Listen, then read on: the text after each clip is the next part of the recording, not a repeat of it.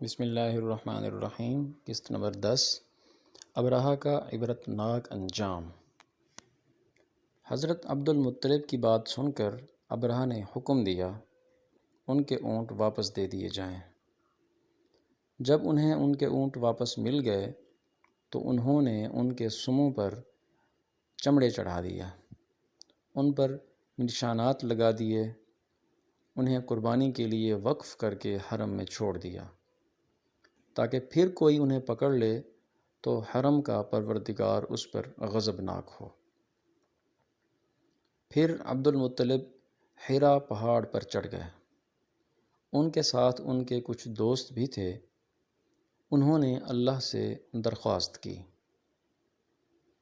اے اللہ، انسان اپنے سامان کی حفاظت کرتا ہے، تو اپنے سامان کی حفاظت کر۔ ادھر سے ابرہہ اپنا لشکر لے کر آگے بڑھا۔ وہ خود ہاتھی پر سوار لشکر کے درمیان موجود تھا۔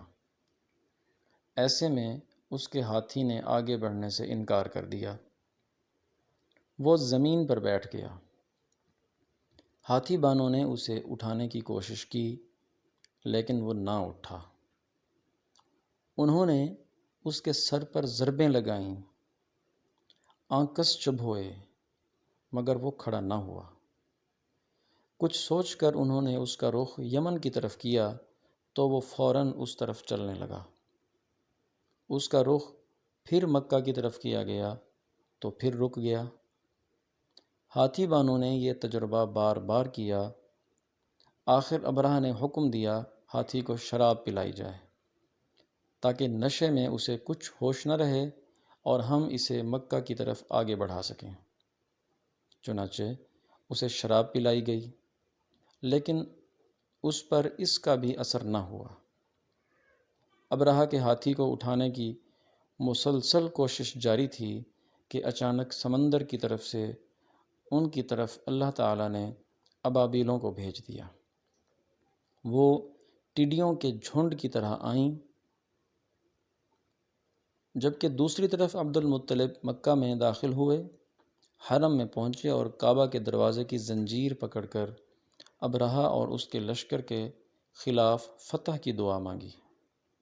ان کی دعا کے الفاظ یہ تھے، اے اللہ، یہ بندہ اپنے قافلے اور اپنی جماعت کی حفاظت کر رہا ہے، تو اپنے گھر یعنی بیت اللہ کی حفاظت فرما۔ ابرہہ کا لشکر فتح حاصل نہ کر سکے، ان کی طاقت تیری طاقت کے آگے کچھ بھی نہیں ہے۔ آج صلیب کامیاب نہ ہو۔ صلیب کا لفظ اس لیے بولا کہ ابرہہ عیسائی تھا اور صلیب کو عیسائی اپنے نشان کے طور پر ساتھ لے کر چلتے ہیں۔ اب انہوں نے اپنی قوم کو ساتھ لیا اور حرا پہاڑ پر چڑھ گئے، کیونکہ ان کا خیال تھا وہ ابرہہ کا مقابلہ نہیں کر سکیں گے۔ اور پھر اللہ تعالیٰ نے پرندوں کے جھنڈ بھیج دیا۔ یہ پرندے چڑیا سے قدرے بڑے تھے۔ ان میں سے ہر پرندے کی چونچ میں پتھر کے 3 ٹکڑے تھے۔ یہ پتھر پرندوں نے ابرہہ کے لشکر پر گرانے شروع کیا۔ جوں ہی یہ پتھر ان پر گرے، ان کے ٹکڑے ٹکڑے ہو گئے، بالکل اسی طرح جیسے آج کسی جگہ اوپر سے بم گرایا جائے تو جسموں کے ٹکڑے اڑ جاتے ہیں۔ ابرہہ کا ہاتھی محمود البتہ ان کنکریوں سے محفوظ رہا، باقی سب ہاتھی تہس نہس ہو گئے۔ یہ ہاتھی 13 عدد تھے، سب کے سب کھائے ہوئے بھوسے کی مانند ہو گئے، جیسا کہ اللہ تعالیٰ نے سورۃ الفیل میں ارشاد فرمایا ہے، جس کا ترجمہ یہ ہے، کیا آپ نے نہیں دیکھا کہ آپ کے رب نے ہاتھی والوں کے ساتھ کیا سلوک کیا؟ کیا ان کے مکر و فریب کو باطل و ناکام نہیں کر دیا؟ اور اس نے ان پر ہر سمت سے پرندوں کے جھنڈ بھیج دیے جو ان پر کنکریلے پتھر مارتے تھے۔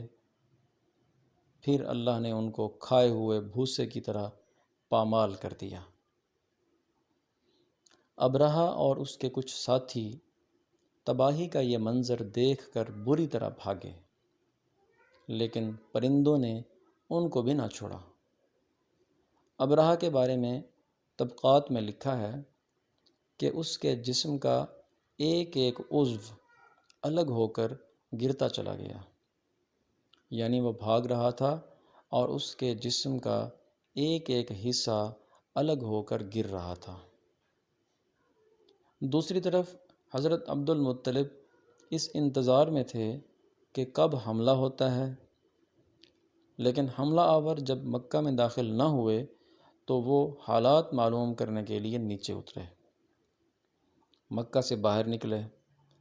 تب انہوں نے دیکھا سارا لشکر تباہ ہو چکا تھا، خوب مال غنیمت ان کے ہاتھ لگا، بے شمار سامان ہاتھ آیا، مال میں سونا چاندی بھی بے تحاشا تھا۔ لشکر میں سے کچھ لوگ ایسے بھی تھے جو واپس نہیں بھاگے تھے، یہ مکہ میں رہ گئے تھے۔ ان میں ابرہہ کے ہاتھی کا مہاوت بھی تھا جو محمود کو آگے لانے میں ناکام رہا تھا۔ سیرت کا یہ مبارک سلسلہ جاری ہے، انشاءاللہ اس کی اگلی قسط بہت جلد ریلیز ہوگی۔ آپ سب سے گزارش ہے کہ چینل کو لائک کریں، سبسکرائب کریں اور اس کو شیئر کریں۔